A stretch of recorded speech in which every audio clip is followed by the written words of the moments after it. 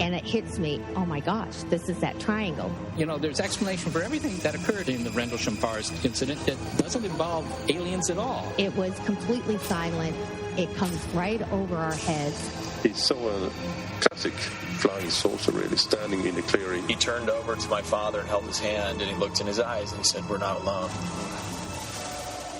Welcome to Podcast UFO. Please remember to visit the website podcastufo.com. Check out the latest blogs and forums. And while you're there, don't forget to like our very active Facebook page. Hello and welcome to the show. I'm Martin Willis, your host. We have a great one lined up for you today. Our guest is Shane Ryan, investigator of the Westall Flying Saucer Incident, one of my favorites that happened back in 1966 down in Australia. Today is a pre-recorded show airing on Christmas Day on the Dark Matter Radio Network. For those of you that celebrate, may you have a warm and happy Christmas. Next Wednesday, as all weeks ahead, we will be broadcasting live on darkmatterradio.net at 8 p.m. Eastern Standard Time. Well, Santa brought me some new state-of-the-art equipment. Well, actually, with the help of your kind donations, our live shows should be of much better sound quality starting next week. I have a lot of people to thank for that. Some are monthly subscribers, and some of you have kicked in some generous sums along the way. I really appreciate that. Just a quick shout out. I want to thank you, Phil, for all your generous donations. Peggy, very nice. Matthew, a Michael that recently donated just a few days ago. Scott, who has been with me since day one. Gareth, Katie, besides donating from down under, she was instrumental in connecting me to today's fine guests. Thank you, Katie. And I know there's some people out there that I'm forgetting, and I'm sorry about that. Well, since this is the last show of 2013, I've been reflecting on what a banner year this has been. I got to go to a number of conferences, meet some wonderful people. We went from a bi-weekly show to a weekly show, and I could have never done all this alone.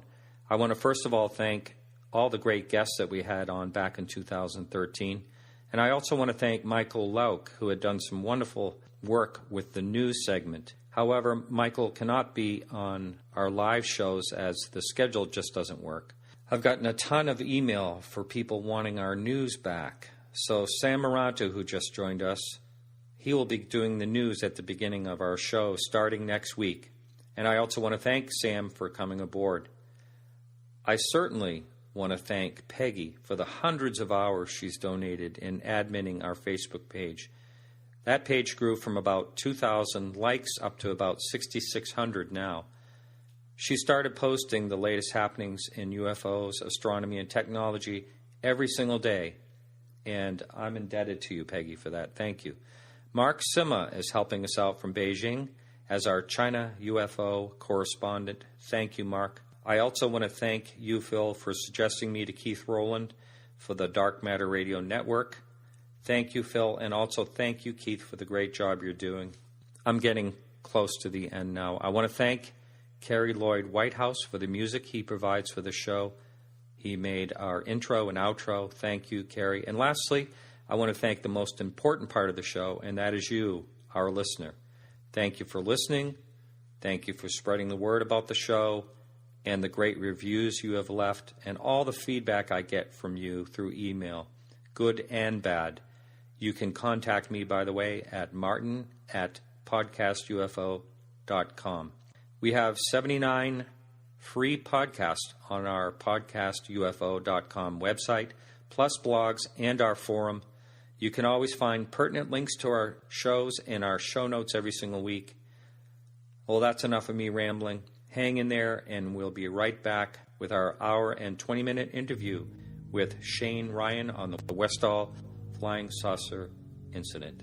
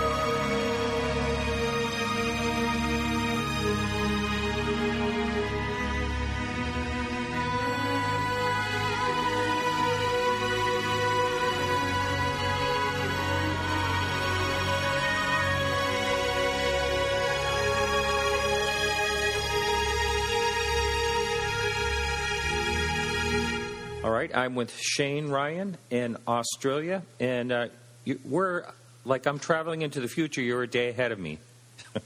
How are you, Shane? G'day, Martin. Hello from Canberra, and very warm greetings from Canberra. And literally so, it's a very warm 36 degrees here today, which is about 97 degrees Fahrenheit. So it's lovely to be part of your program, and Merry Christmas to everybody who's listening to this podcast. Yeah, I know. I always forget about the opposite seasons we have. Well, not always forget, but I sometimes sort of forget about it. And so you always live your Christmases in the hot times, and we're always freezing here, which it is right now. That's exactly right. Santa Claus wears a bikini in Australia and goes surfing. And this show is airing on Christmas Day, so how fitting. Yes. That's right, exactly. Yeah. And look, it's a real pleasure, Martin, to be part of your program, and I really am grateful to you for giving me the opportunity to make this wonderful story about the 1966 Westall Flying Saucer Incident better known. Yes, well, I think it's one of the most intriguing cases that I've ever looked into, and I've always been really fascinated with it, with all the witnesses and the teachers and everything. For the person that is not familiar with the case, it was April 6th, was it, 1966? That's exactly right. So why don't you go ahead and give, like, a sort of in a nutshell, the story about what exactly happened? Sure. As you say, it did happen 47 years ago in 1966, so it's not a recent story by any means, but it's an absolutely fascinating story, and it still, to this day, amazes me that it was able to stay under the radar for such a long time, and it was able to be, in many ways, I think, swept under the carpet and kept quiet. But, of course, in the memories of the people who were there that day, it was very much still alive as a memory and alive as an issue for them. But basically what happened was Wednesday, the 6th of April in 1966. It was the Wednesday before Good Friday, and so that means it was the Wednesday before the Easter break. In Australia, we have a long weekend for Easter, Good Friday, Saturday, Sunday and Monday. And it was also the Wednesday before school broke up for the end-of-term holidays, so holidays going for 2 weeks. And that's an important issue, and we might come back to that a little bit later. But the setting is a place called Westall, which was a neighbourhood, a community within the modern suburb of Clayton South, in the southeastern suburbs of Melbourne, about 21 kilometres from the Melbourne CBD. And the setting was a couple of schools, a secondary school called Westall High School and an adjacent primary school called Westall State School. And at about 10:15 in the morning, a couple of classes of high school kids were out on the sports ground, and one of the classes at least was playing cricket, another class was playing something else. And it was a mixture of boys and girls, and there were a couple of teachers with the classes as well. And then suddenly, completely out of the blue, completely unexpected, this flying saucer flew in. And it flew in completely silently, and the only thing that drew people's attention to it was the fact that somebody happened to look up and noticed that it was in the sky. And, of course, the word went around very quickly on the sports ground that something was in the air, and that something was what the children immediately described, using the language of the day, a flying saucer. Mm-hmm. It had the shape of a bowl turned upside down, or, as one witness described it, a cup turned upside down and sitting on a saucer. So that sort of classic flying saucer shape that we're also familiar with now, of course.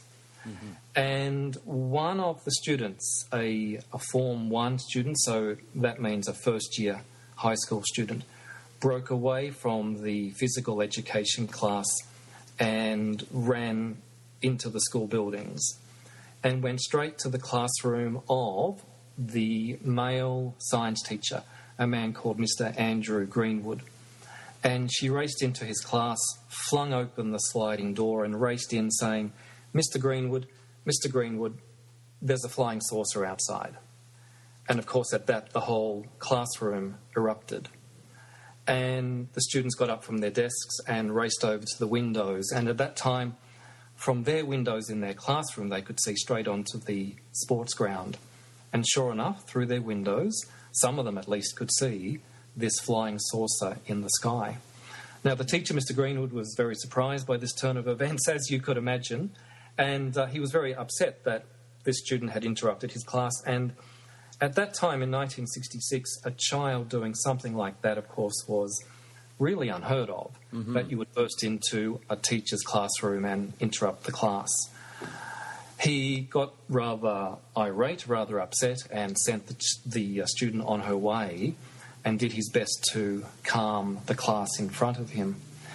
He only had a couple of minutes to go, though, before the recess bell went. And when that happened, he went outside and he went out onto the sports ground, and all of the students from his science class followed, of course.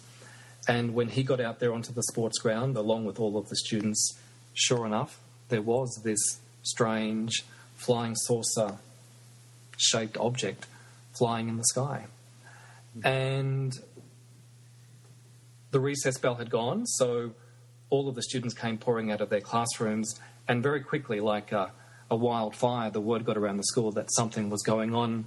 And a lot of the students were very surprised to come out and see something that they weren't used to seeing, and that was all of the kids doing physical education, still in their physical education uniforms and hanging off the boundary fences. They'd all raced over to the boundary fences, jumped up on top, and were trying to peer at this flying saucer, trying to get closer to it, trying to get a closer look. And Mr. Greenwood, when he gave an interview on the subject the following year to a famous American researcher that you and your listeners would know well, Dr. James E. McDonald, described, that's right, Jim McDonald, he described that about 3/4 of the school's 485 students were out on the sports ground and watching this flying saucer. For the students who were on the sports ground, they got, of course, the very best look at the flying saucer because they were there when it first appeared. And some of the witnesses have described the flying saucer flying so low that it came down at about the same height as the goalposts that were on the sports ground, or about the tops of the trees, and that it was so low that some of the students feared it was about to either land on the school property or perhaps it was going to crash. And for some of the students this was an exciting experience. For some of them it was a rather more frightening experience. And then after flying around the skies above the schools, and when I say it was flying around, the students described the manner that this craft flew. It was quite extraordinary. One of the things that you have to recall is that the Southern Hemisphere's busiest airport, certainly Australia's busiest airport, Melbourne's second airport at that time, an airport called Moorabbin Airport, is only about 4 kilometres up the road from the two schools. And so the students were very, very used to seeing aircraft, especially light aircraft, flying around the skies above the schools.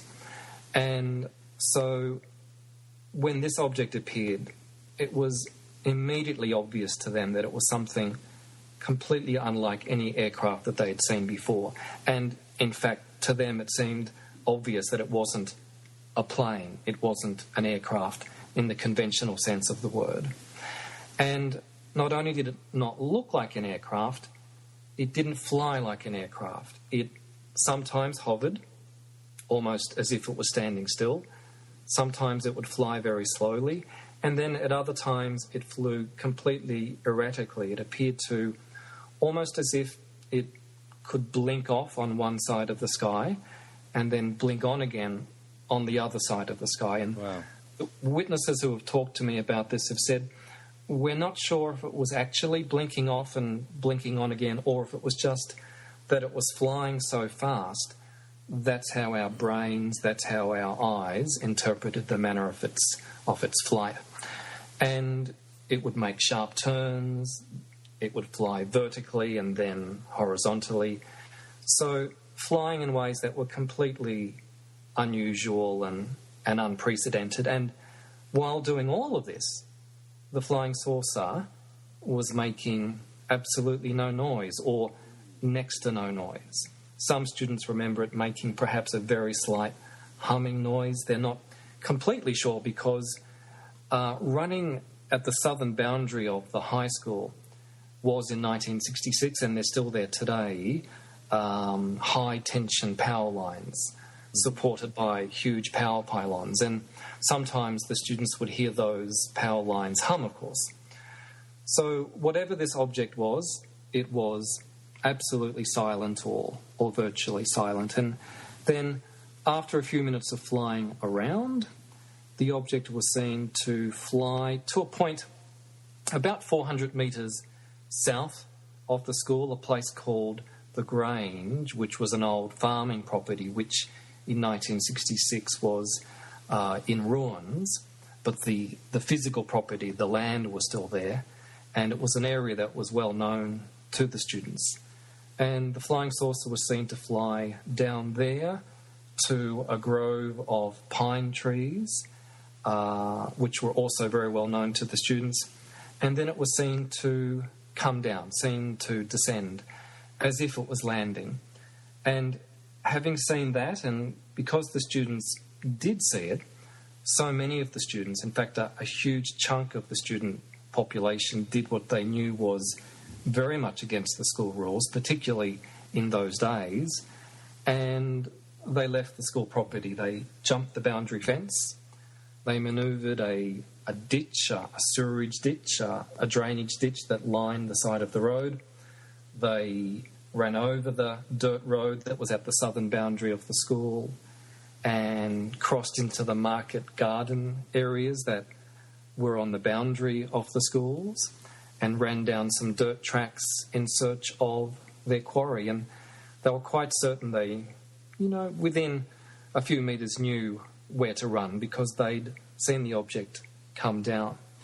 And a small group of students, I'm not exactly sure how many, but at least several, were lucky enough, I use that term lucky enough in inverted commas if you like, to get down to the Grange in time to see the object still on the ground, or at least hovering very close to the ground. And one of the Form 1 female students, a girl called Terry, her name was Teresa Terry, she tells the story of getting down to the Grange a little bit behind the first group of students, and she arrived at the Grange in time to see the flying object either on the ground or just lifting up off the ground, and two other female students fainted in front of her, one still lying on the dirt, another one just picking herself up from the dirt.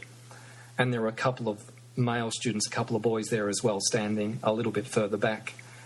And she watched in complete amazement as this object lifted up, again, silently, tilted onto its side, and then ascended into the air, and then, at an angle, flew off at an incredible speed and flew away within seconds, virtually.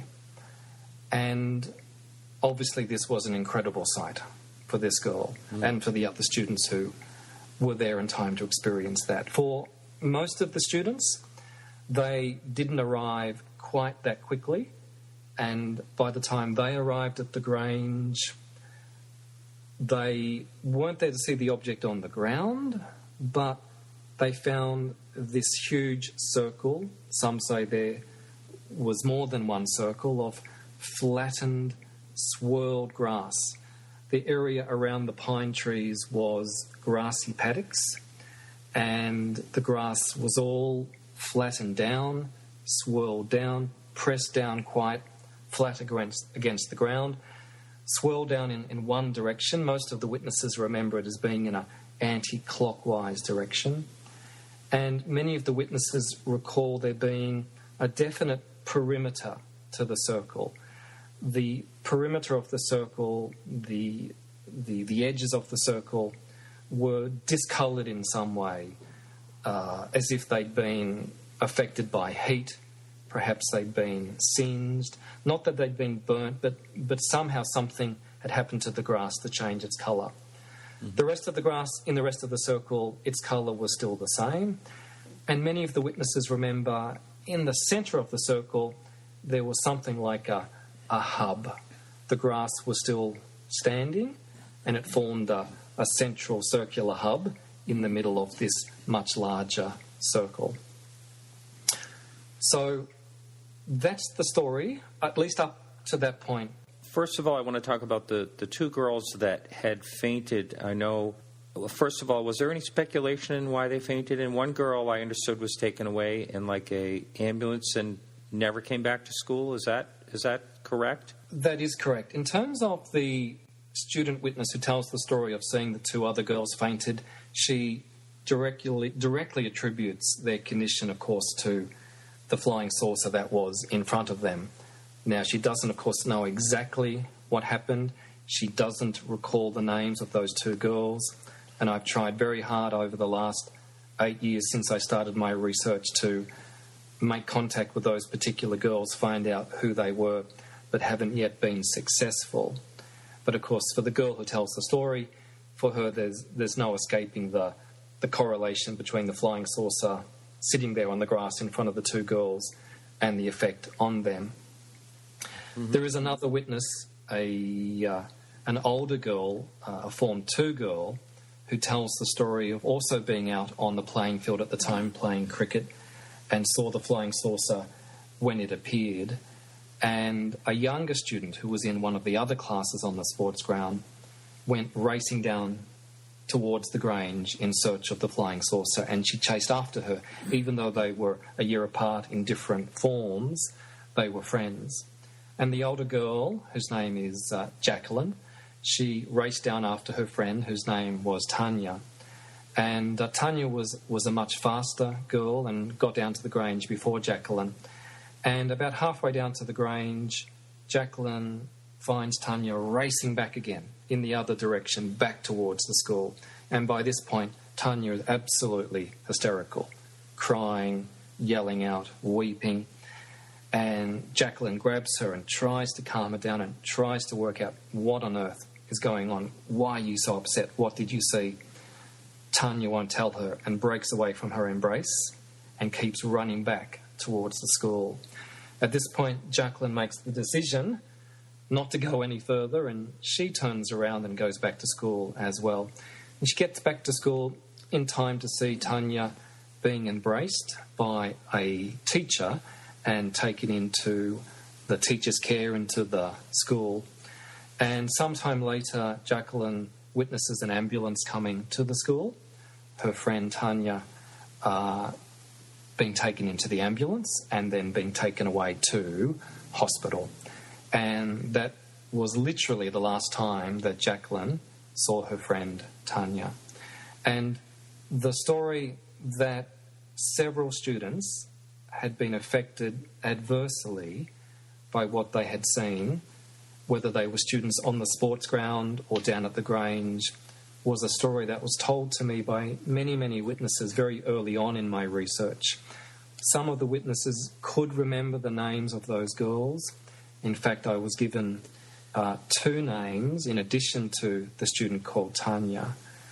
And I have tried very hard to find those students.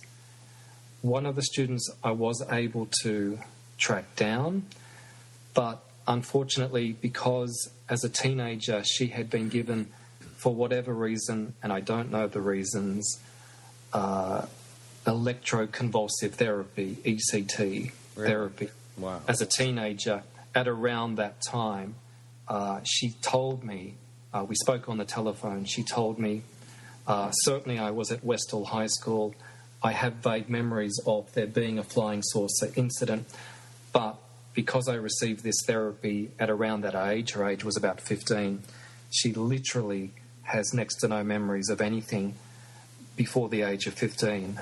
And so that was an interesting addition to the story. Whether there's any connection with this particular incident, of course, I just can't tell.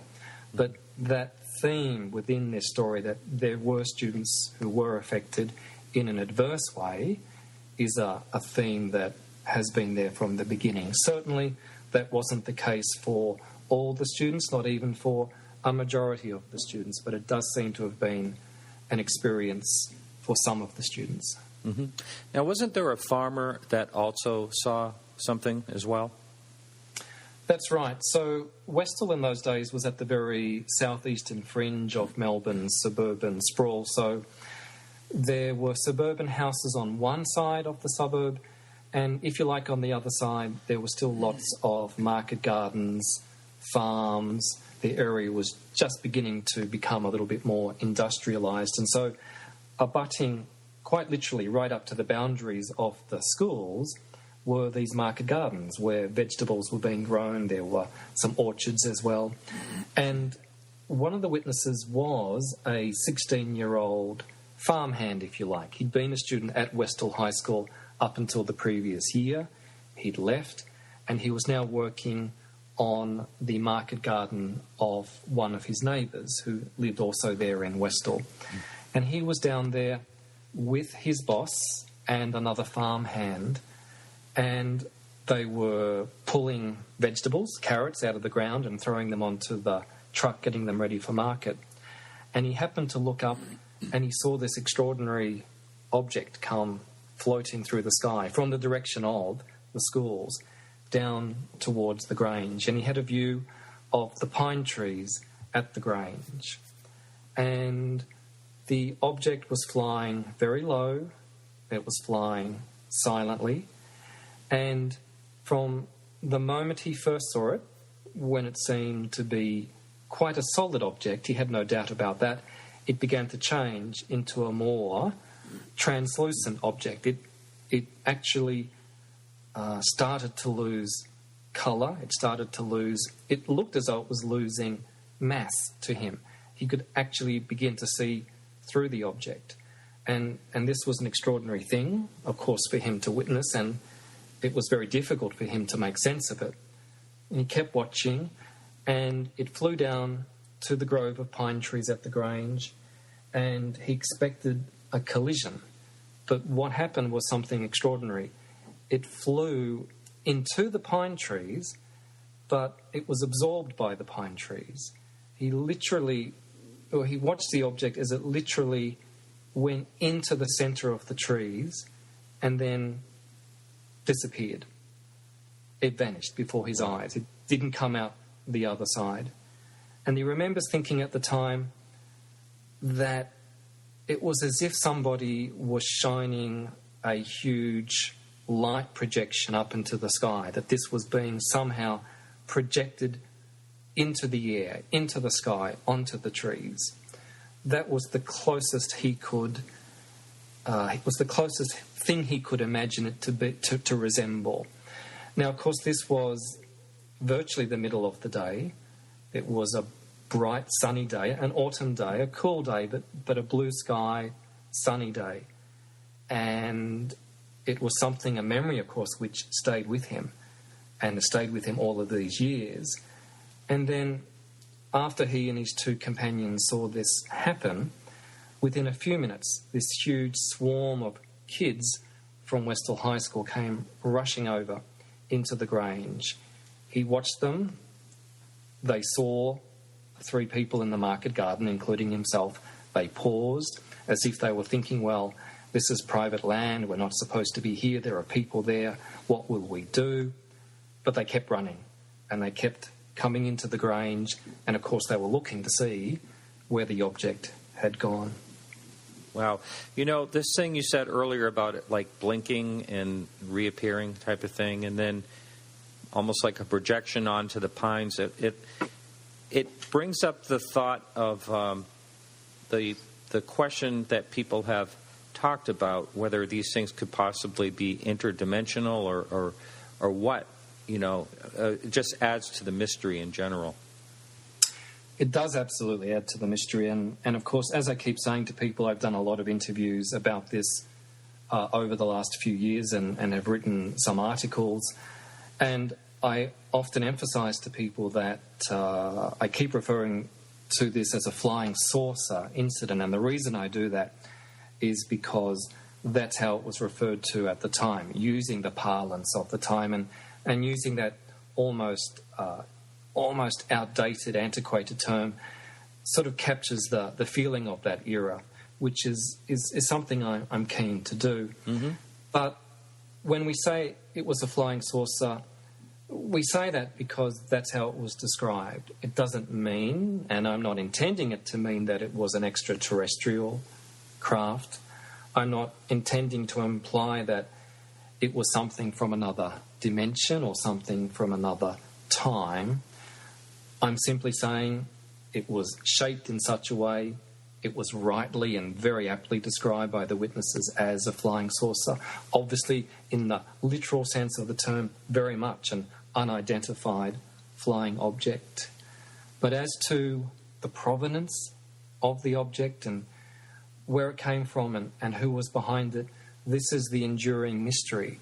Mm-hmm. And it's something that I'm still researching. It's something that I'm still very much open to a range of explanations.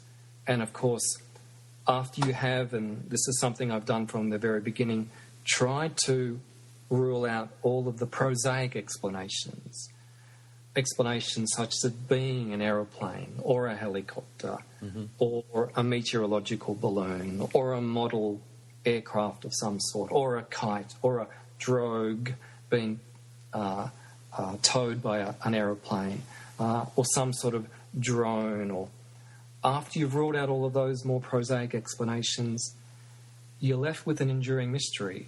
And I think it's fair enough to start thinking about some of those other explanations, of course. Obviously, people, when they hear the term UFO or flying saucer, within general society, within our popular culture, it connotes quite literally, in most people's mind, something extraterrestrial. Mm. And maybe that's the correct explanation in this case. I'm not at that point in saying that yet. I don't know that anybody quite is, but it's certainly interesting to contemplate the possibilities. Absolutely. One of the things that I thought was really intriguing is I remember hearing that one of the teachers, a female teacher, took several pictures. And afterwards, I want to talk about the aftermath because I guess police or someone came to the school afterwards, but she was actually told to remove her film. Was that a myth, or did that really happen? That's a good question, Martin. And a lot of these stories that you're alluding to, of course, feature in the documentary that I know you're familiar with, the documentary entitled Westall 66, A Suburban UFO Mystery, which I was very much a part of and which was broadcast on television here in Australia in 2010. And one of the stories in that, of course, is this memory that a lot of the students had of there being a teacher.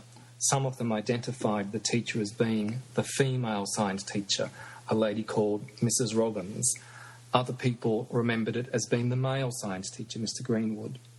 But the story was that there was a camera, it was a school camera probably, and that one of those teachers had taken photographs. Somehow, very quickly, had managed to grab the camera and took photographs of the object as it was still in the sky above the schools.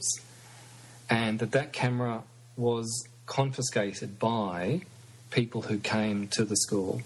Now, some people literally remember being there, standing there, and watching as these two uniformed officers came and took the camera, with the film still inside, out of the hands of one of these teachers.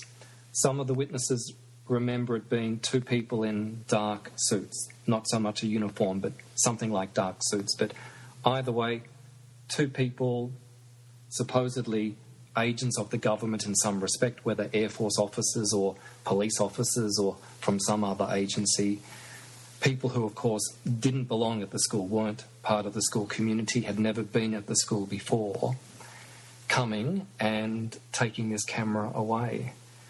Now, we've spoken to Mr. Greenwood about this memory. He doesn't think it was him. Unfortunately, in relation to Mrs. Robbins, her health is now so poor, we're not able to talk to her about these things in detail, and so we don't know really in any detail her side of the story in relation to this. So it's another element of the story that sits there as a memory that's very much part of the recollection of many of the witnesses, but one that's very difficult, of course, to prove one way or the other. Certainly, and very frustratingly, those photographs, whatever became of them, have never surfaced. Mm-hmm.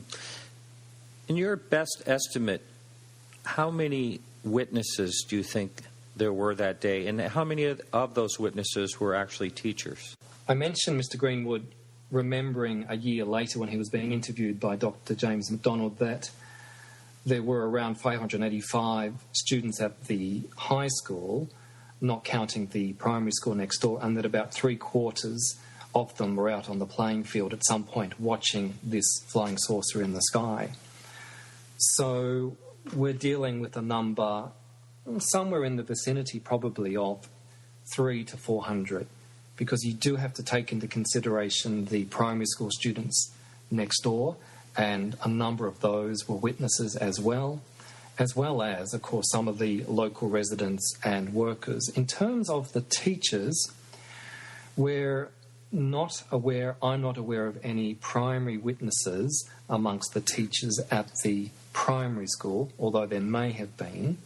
Certainly there are some secondary witnesses amongst the primary school teachers. But at the high school, Mr. Greenwood said, obviously, he was certainly a witness himself, and he gave an account of what he had seen to the local newspaper at the time. And he also thinks one, possibly two other teachers were witnesses, and he names those teachers in the interview that he gave with James McDonald. One of the teachers was a lady called Jeanette Muir, and she was a teacher from New Zealand, and she was one of the teachers out on the sports ground at the time. And Andrew Greenwood said she had been a witness, but that she clammed up about what she had seen very quickly and wouldn't talk more about it. And I tried very hard. Rosie Jones, the director for the documentary Westall 66, also tried very hard to track this lady down. We did manage to track her husband down, but unfortunately she had passed away just 2 years before, and so we weren't able to talk to her about it. So we're left with one surviving teacher that we know was a primary witness, and his account he has given to us on several occasions. And Mr. Greenwood, although he doesn't like to talk about the case much anymore, I guess for him it's a matter of it being something he's had to live with for a very long time now, and he's a little bit over it, I guess. He was happy to talk to me on a couple of occasions over the phone, and we also corresponded by email. And he said to me that he stands by the account that he gave at the time. He thinks that's the best account that he can probably give.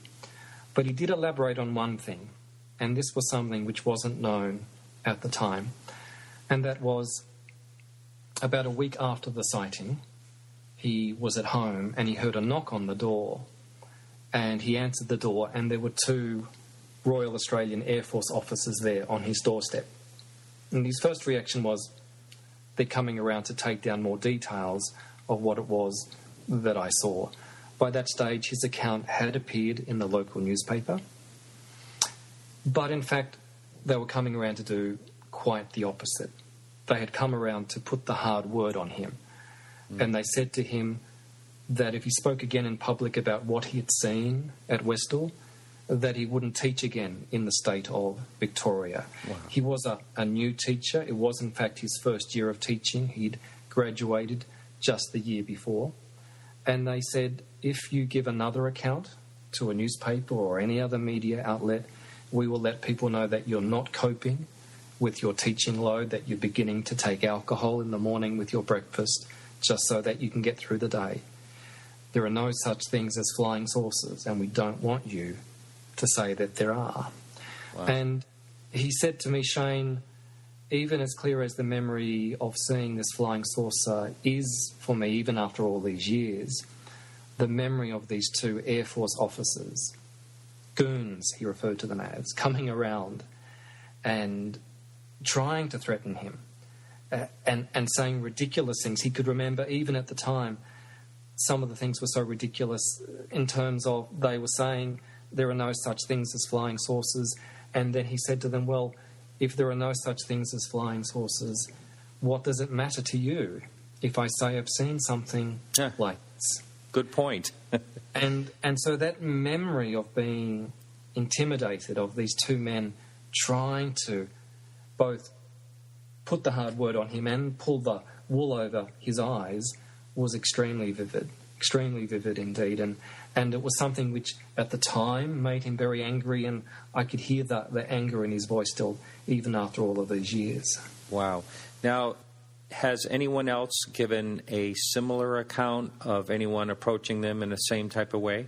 Well, in terms of being visited by, if you like, agents of the government, there are a couple of other interesting accounts, and they both pertain to Westall High School students. One, again, was that girl called Jacqueline that I referred to earlier, who had tried to race down to the Grange with her friend Tanya, them both having seen the flying saucer in the sky. And she was actually called up to the headmaster's office. And she went down to the headmaster's office and was shown in, and the headmaster was there, but there were also two men that she'd never seen before. Two men in dark suits, not in uniform. She doesn't remember any insignia or any markings on their clothes. They had short, cropped hairstyles. And one of the men never spoke to her. The other man did all of the talking. And it wasn't so much talking as grilling. The man was saying things to her like, and I suppose you think you've seen a flying saucer, and I suppose you think you've seen little green men, and we don't want you talking about this outside of the school. There are no such things as flying saucers, and it's not going to be good for you if you try to talk about this outside of the school. You're not to talk about this. And she found this experience, she was all of 14 years old at the time. She found it very intimidating, very, very threatening, very frightening. The headmaster was in the room but didn't intervene. And that for her was one of the elements that was most frustrating and most agonising for her, that her own headmaster wasn't there to protect her or intervene on her behalf. And she remembers she was so upset by the grilling and the nature of the conversation that she burst into tears, and she ran out of the headmaster's office and ran all of the way home. She was so upset about this. Wow. This girl, Jacqueline, of course, grew up to become a woman, and she became a psychologist and an advisor to a state government minister. And so she's a very level-headed person, a very well-educated person. And for many years she couldn't tell this story, partly because she'd been told not to tell the story. But now she feels very free to tell the story, and she wants the story to be better known.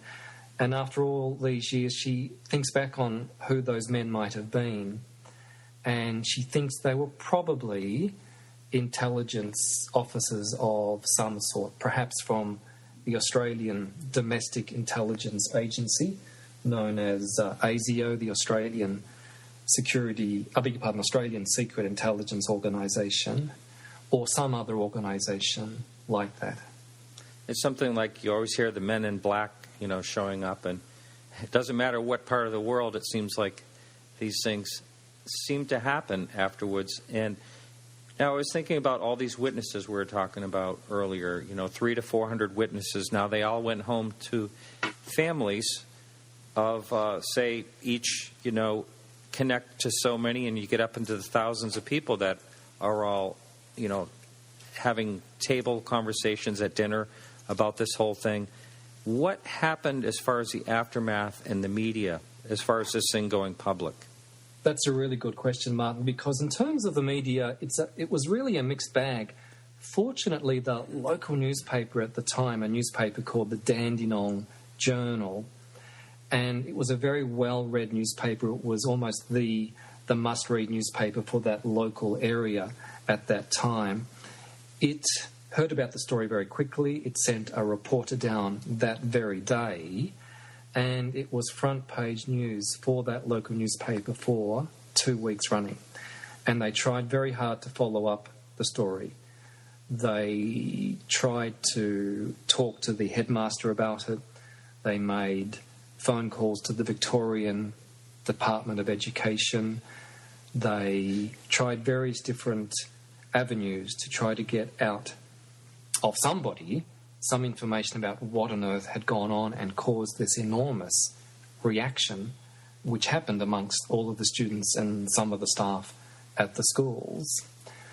In terms of the state-based newspapers, the Melbourne newspapers, interestingly, the two tabloid newspapers in Melbourne at the time, the Sun newspaper and the Herald newspaper, didn't pick up the story at all. And interestingly, in addition to that, they both, one the very next day and one the following Saturday, ran cartoons that made fun of the notion of flying saucers. Wow. A very interesting response, given that these were tabloid newspapers that generally were the sort of newspapers that would run Flying Saucer and UFO Stories. And, of course, this was the middle of the 1960s. It was almost part of not quite a flap, but there were a lot of flying saucer UFO stories happening around Australia at the time, including in Victoria.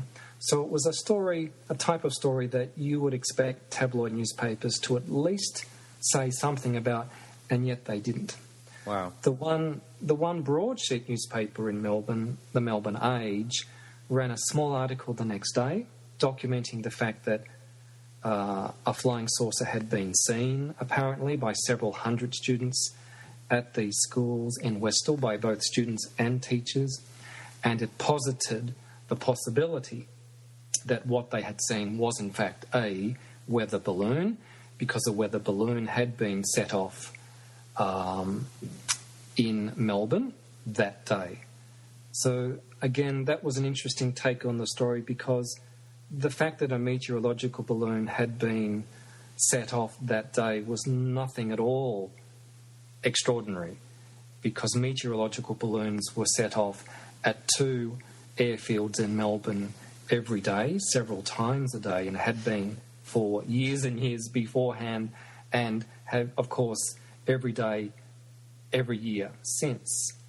And not once in those preceding years or any following years has anything ever happened at a school in or around Melbourne that comes anywhere near what happened at these two schools in Westall on that day.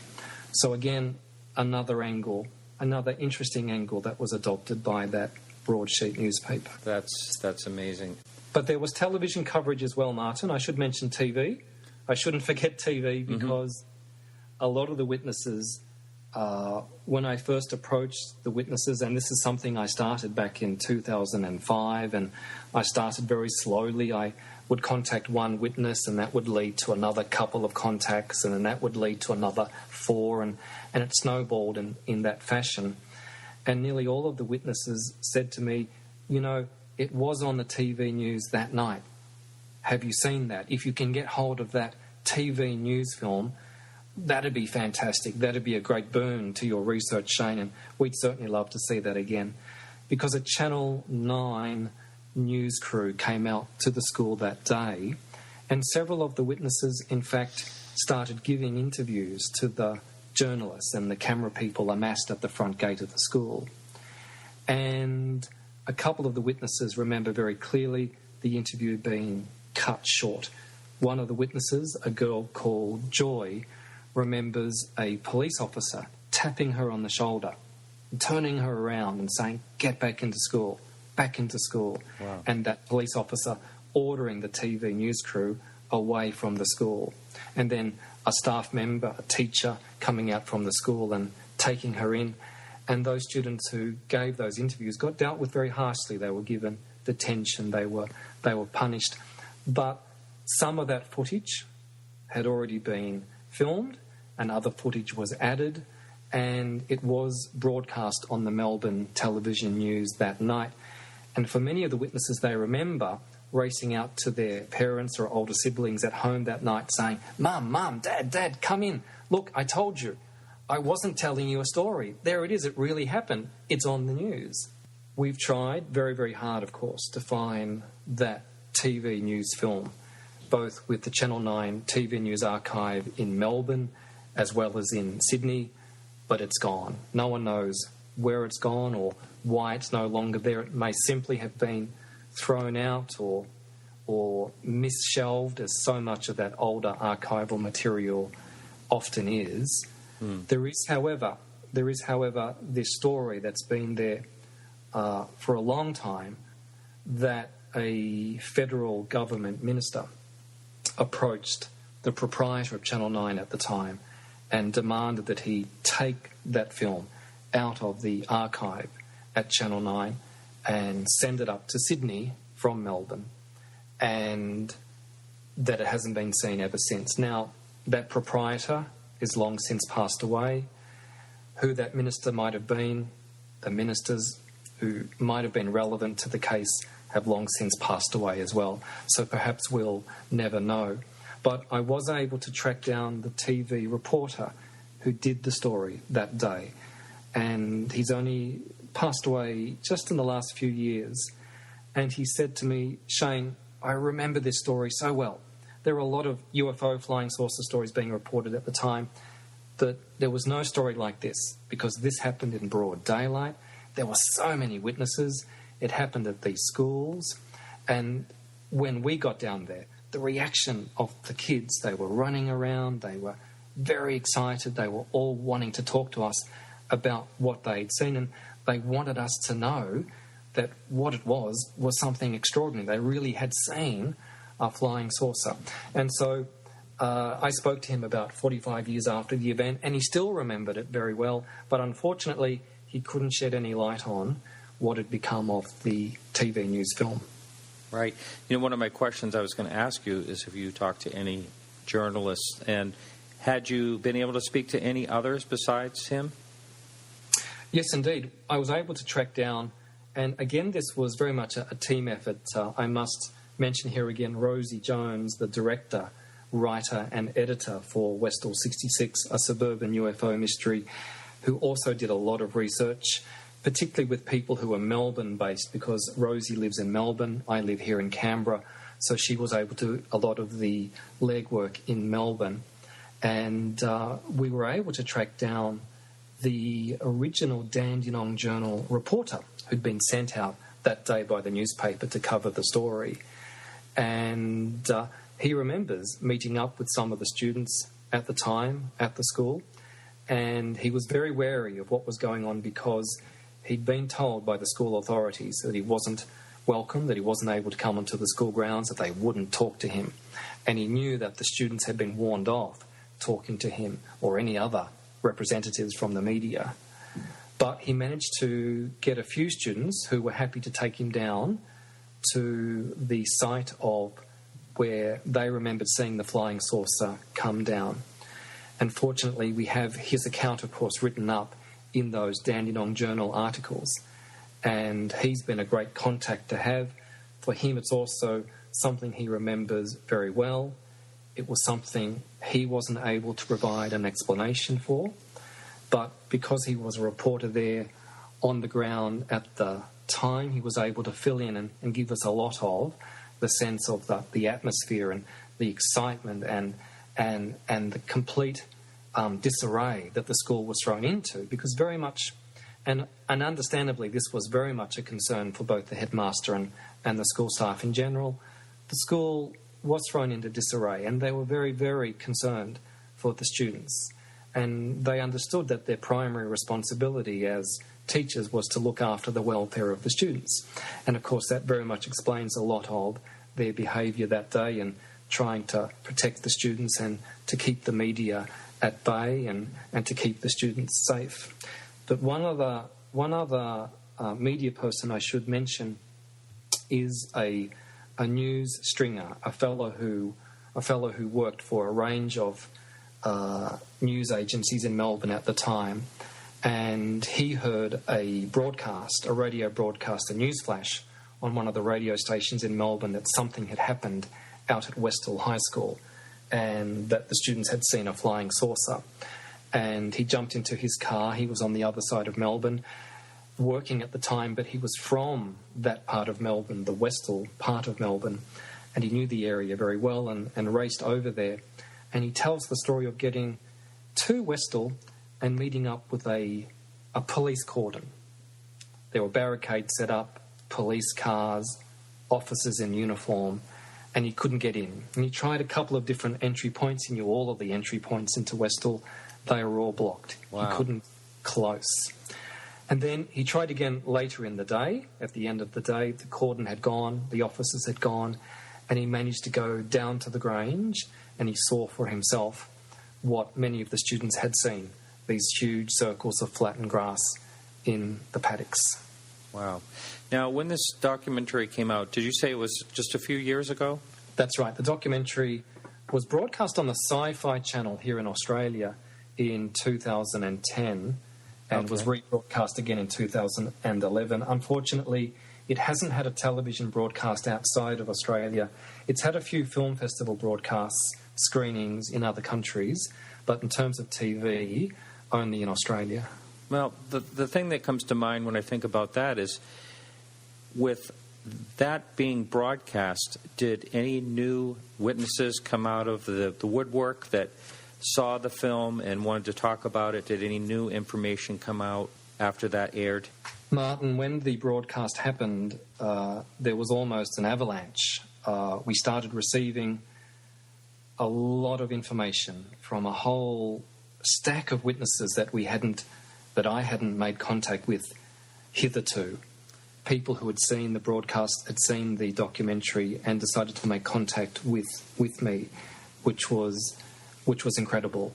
And we started gathering a whole lot of other information. A lot of the information, of course, was similar to what I'd received earlier. It was an affirmation of many of the other witness accounts. And one of the responses I'd like to share with you now, if you've got time. Sure.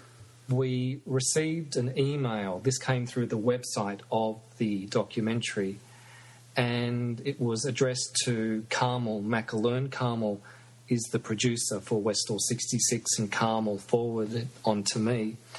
And it was from a woman who in 1966 was a 9-year-old girl, and she was the daughter of a man who was a very high-ranking federal public servant at the time.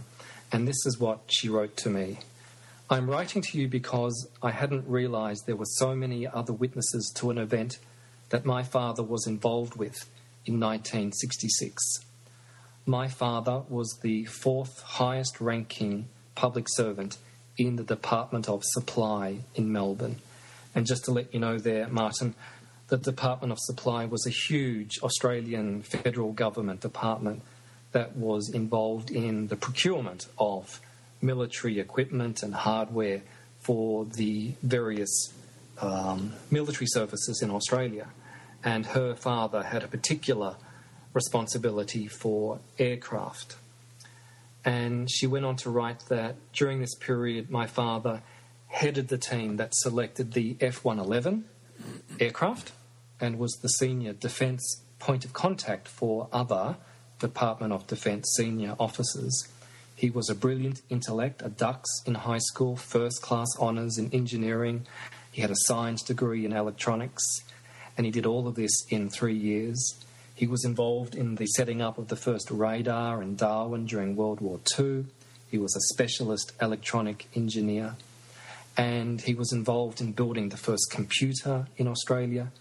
And she goes on to write that, I mention this just so that you know that he was not a fool or someone who would dream up what he saw. And she writes, I do not know how he was involved in the sighting of this object. He was, however, told by someone senior to him, and there weren't that many people senior to him, that if he were to speak of this incident to anyone, he would lose his job. He used to say that he knew what he saw. He was very angry that this event was not seen as an opportunity. He was intimidated on a regular basis about what he saw by other officials, and told that a person in his position could not be taken seriously if he were to speak of it. He was a respected point of contact for the Americans, the French, and the Italians, as they were all in the market for selling us, being the Australians, their aircraft. Right. She goes on to write, I knew about the object he saw from very early on in the event, and I was also told not to speak of it to my school friends, teacher, or anyone. I was 10 years old, and after my father said we were not to speak of it, my mother continued to talk to me about it, mostly because of the torment my father appeared to be going through over this Westall incident. My father came to work for the Department of Supply after he was approached for this position while manager of civil aviation in Sydney. He held this very important position in Melbourne with the Department of Supply from 1960 until 1968, then continued in this position in Canberra when the department's headquarters moved from Melbourne to Canberra until his early death in 1970. And she went on to write that she felt very strongly that whatever happened in relation to her father and what he saw at Westall and his attempts to get answers for what had happened and the way he was treated by the department, by agents of the government after that, that it very much contributed to his premature death just a few short years later in 1970. So after that initial email came through, we had a few other emails.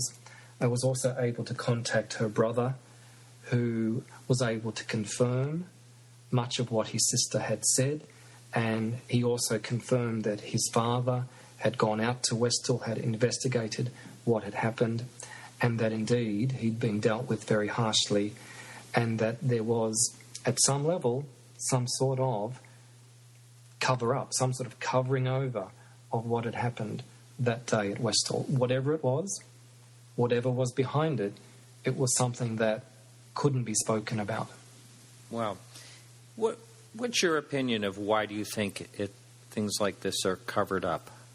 Do you think it's fear-based? You think it's national security? What's your thoughts on that?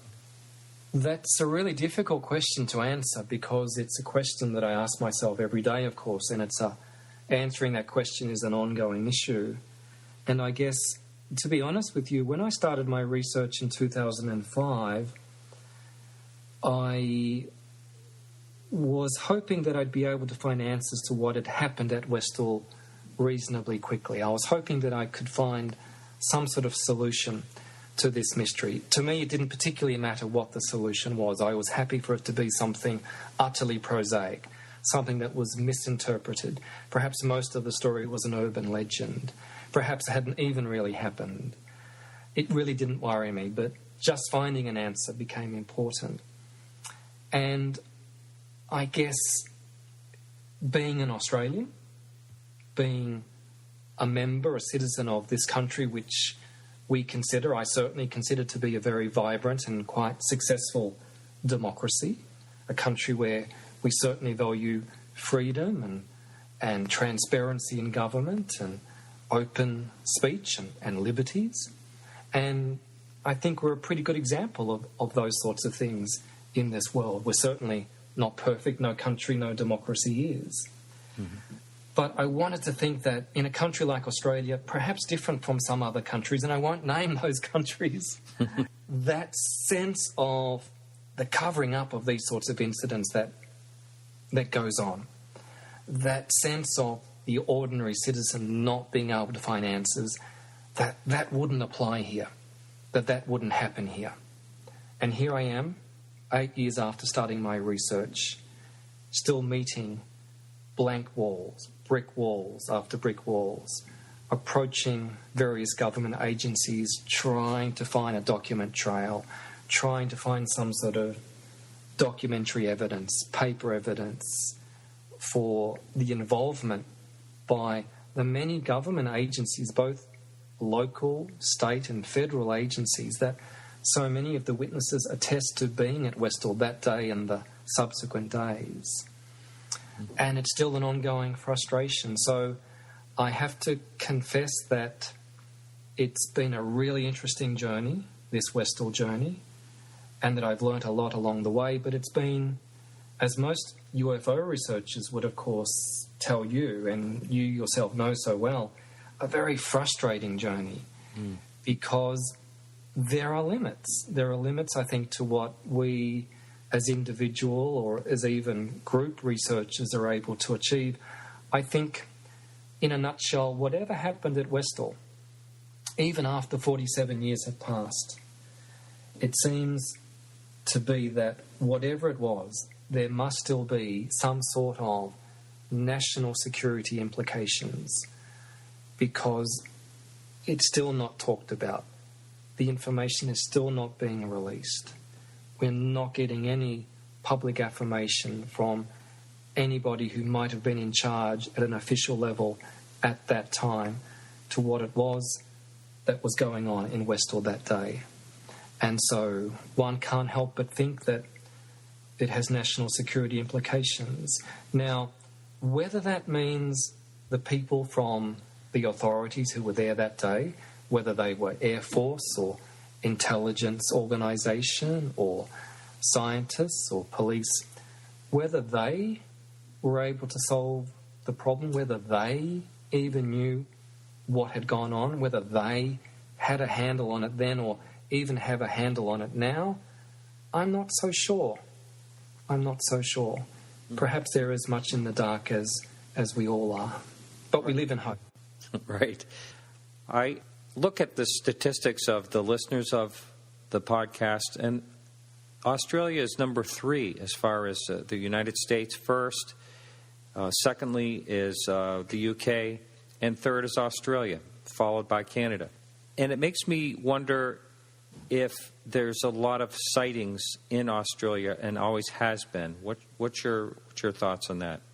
I'm really pleasantly surprised to hear that statistic. I think that's wonderful. And good on you, Australia, for a country with only 23 million people, which is the population of some cities overseas. Right, New York. Yeah, York that's City. right. Exactly. So I think in like we do in lots of areas, we punch above our weight.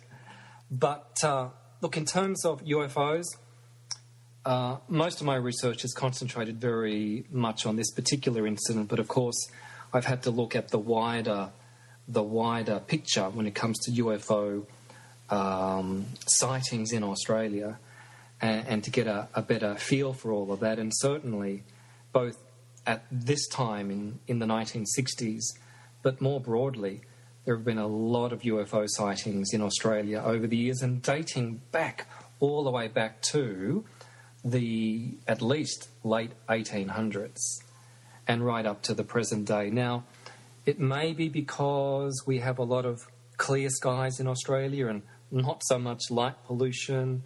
I'm not sure. Perhaps people in Australia do a lot of looking up. I'm not sure what it is.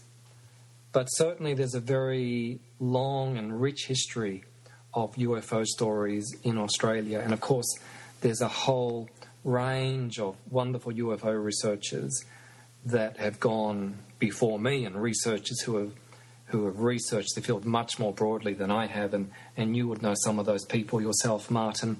People like Bill Chalker and Keith Basterfield, and there are many others as well. And we have a very, very rich tradition in Australia of having flying saucer and later UFO research societies around the different states of Australia. And although the nature of those societies has changed a lot in recent times, they've become much more loosely connected, much more internet-based. There are still organisations operating, and I think that interest is still very much there. Right. Now, just jumping back to the Westall area, was there other sightings close to that area? You hear about things extraordinary like this happening, and then they're either followed by sightings or there were sightings previously right in that very area. Have you heard anything about that? Sure. Well, what happened in that particular week in 1966 around Melbourne was rather extraordinary, because there were two other fascinating incidents which did occur. One happened 4 days before Westall, so on the 2nd of April 1966, when a man was in the garden of his mother's home in a place called Balwyn, a suburb of Melbourne about 20 kilometres from Westall, and he snapped, using a Polaroid camera, a photograph of a flying saucer above the house. And if anyone puts in Balwyn UFO photo into their search engine, it'll come up very quickly, and for many people that photograph will be very familiar.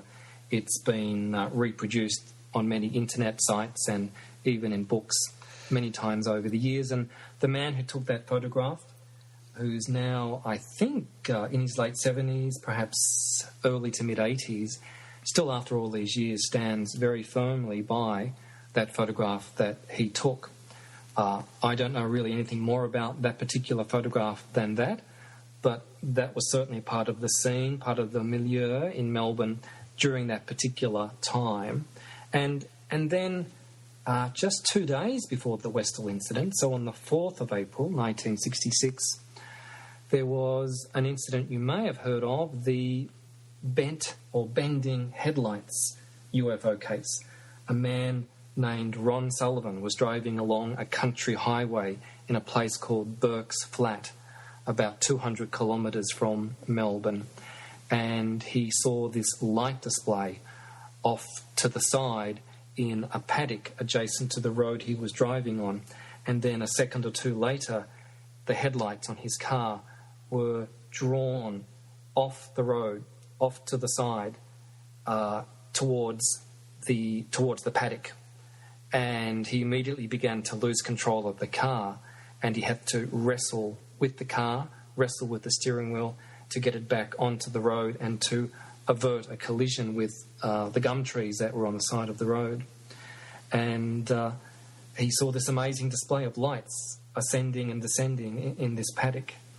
And then on a few days later, in fact it was the day after Westall, the 7th of April, there was an incident, a fatality. Another man was driving along that very same stretch of road and collided with, apparently, according to Ron Sullivan, the very same gum tree that he'd narrowly avoided crashing into. And unfortunately, that other man suffered fatal injuries and was killed in that car crash. And when Ron Sullivan heard about the story a day later, he went straight to the police and told them the story of what had happened to him just a few days earlier in that very same spot.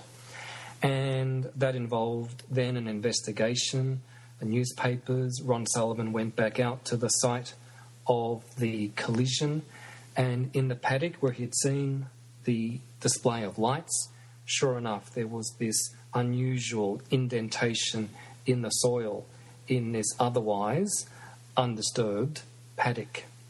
And the Air Force came to Ron Sullivan's house and made an investigation of his car and checked the headlights and checked the car all over. And they assured Ron that they would send the report to him and keep him up to date with what they found, but unfortunately they never did. So those were a couple of other interesting cases which were happening just in that very same week in and around Melbourne. Right. Now, I had heard that case about the vehicle being pulled and the fatality and all that. And it seems like there was another incident at some point in Australia where there was, I'm not sure exactly what, it was in the interior of Australia where a car was drawn off the road from a UFO.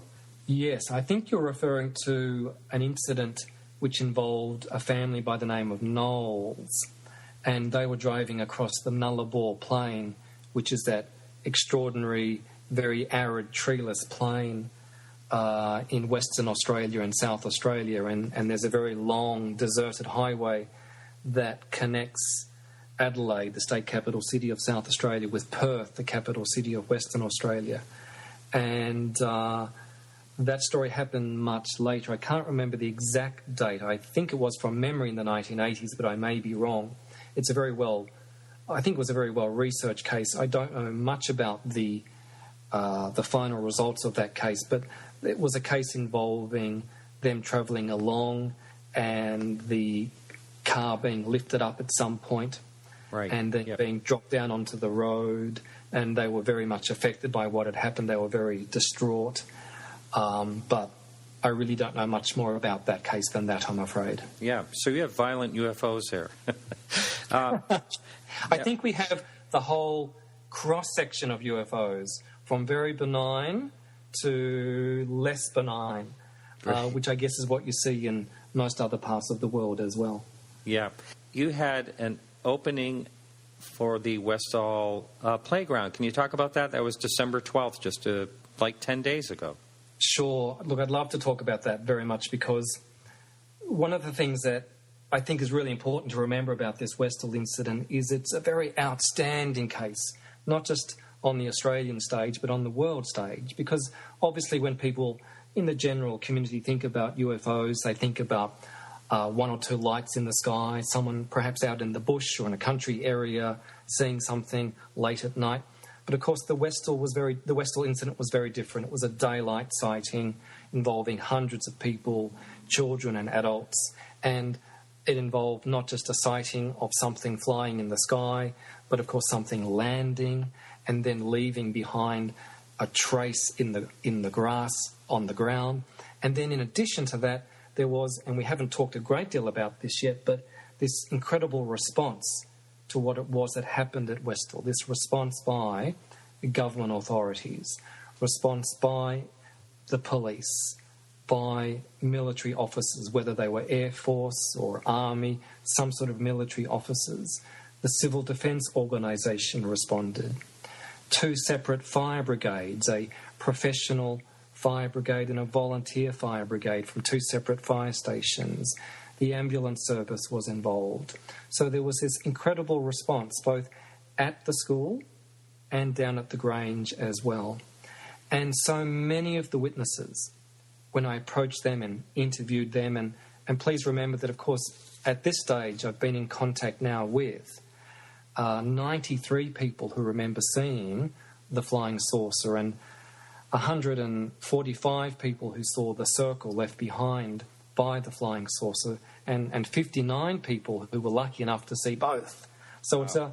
It's a sizable number of witnesses, of course, and I'm very conscious as the researcher that there are so many more people that I haven't yet been able to contact. But nearly every single person out of that group I've just mentioned has said to me, "You've really got to chase this up, Shane, because we saw people there in uniform. We saw the police. We saw the Air Force people.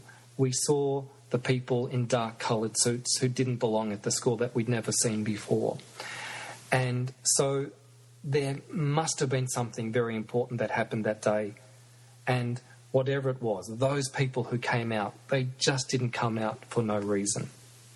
So, for me, getting recognition that all of these people had this experience, many of them as children, but also teachers and local residents and witnesses, that this experience had happened and that they'd been told at the time, very quickly, very early on, that they weren't to talk about it, that what happened at Westall was to stay at Westall, to finally, after all of these years, get recognition for them, to provide acknowledgement for them that what had happened, and that this is part of the process of trying to find answers for them. So in 2011, I wrote to the Kingston City Council, the municipality that Westall is in, and I asked them to set aside a portion of the Grange. The Grange is now called the Grange Reserve. It's been turned into a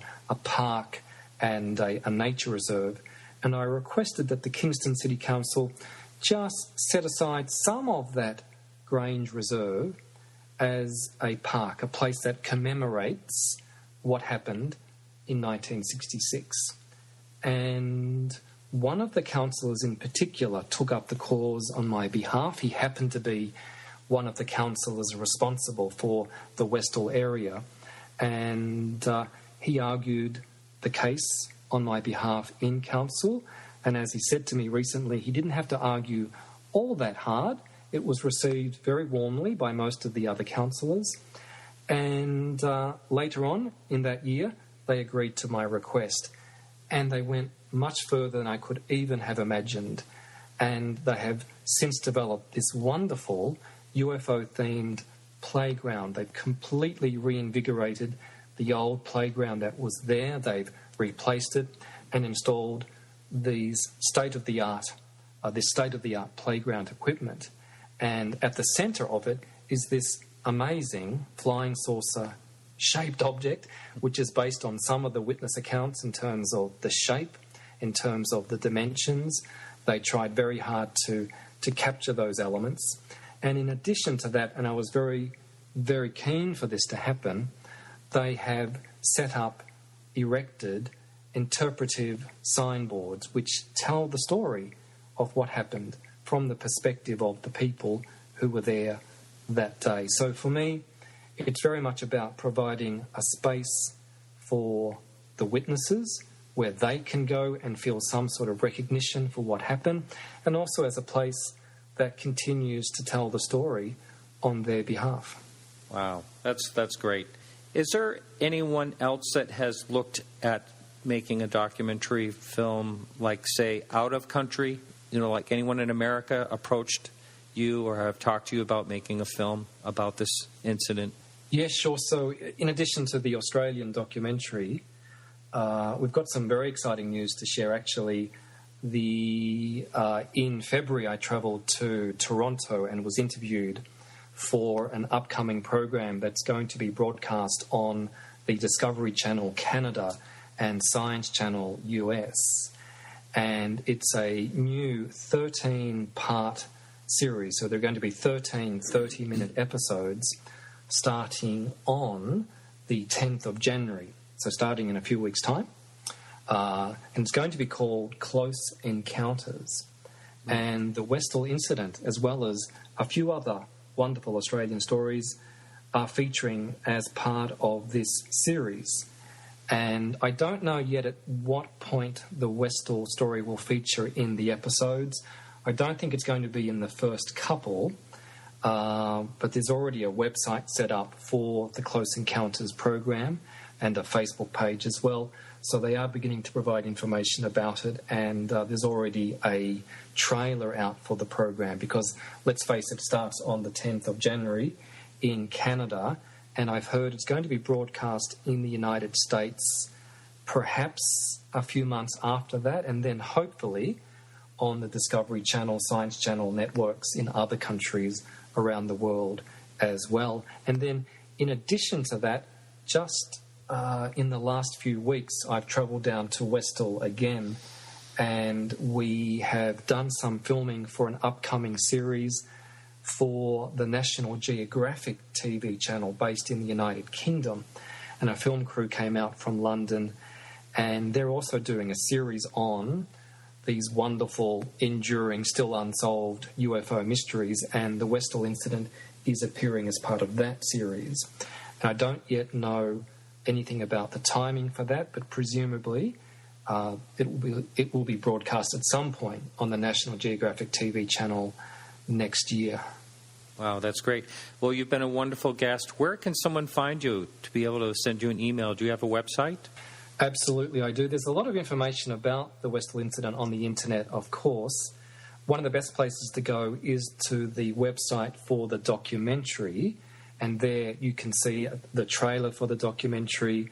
There's also a study guide that's been made for the documentary, a couple of those in fact, and there's just been released in the last few weeks a couple of iBooks for the Westall documentary, and they can be obtained through iTunes and iBooks. And you can also message me through that website, and the address is westall66ufo.com.au. And in addition, there's also a Westall Flying Saucer Incident page on Facebook, and that's where I tend to put a lot of the information, especially photographs in relation to the Westall story and developments in relation to the Westall story, such as the Westall Playground, on that particular site, and you can find that easily on Facebook. And there's also a Yahoo Groups website, and I mention that because that's the original website I set up way back in 2005 as a way of putting the feelers out in cyberspace to see if there was anyone out there who remembered the Westall story. And that was the initial contact I had, the initial point for contact I had from some of the original witnesses. And even though it's a little bit of an outdated format, it's still in operation, and there's a lot of information on that particular Yahoo Group's website, a lot of files and links and messages from witnesses.